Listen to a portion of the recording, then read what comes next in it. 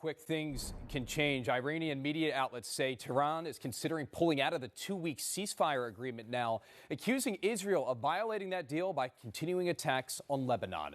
As Natalie Brand reports for WJZ from Washington tonight, the White House denying the report that the Strait of Hormuz is closed once again. On day one of the ceasefire, social media video shows the aftermath of what Iranian state media says was a strike on one of its oil facilities. Iran says it launched missile and drone attacks on Gulf neighbors. This takes time sometimes for ceasefires to take hold. We're watching it. We're prepared if necessary.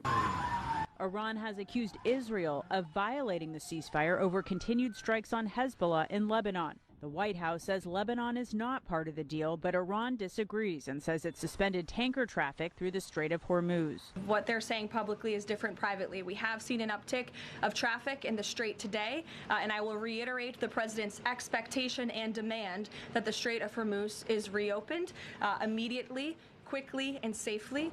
The 2-week ceasefire starts the clock on the more intense talks with the hope of achieving a lasting peace. Pakistan has invited the U.S. and Iran to Islamabad later this week for further discussions.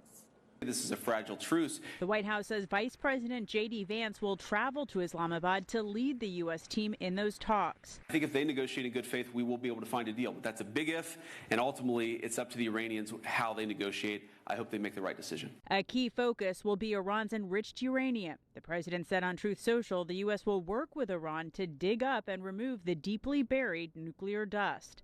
Natalie Brand, CBS News, the White House.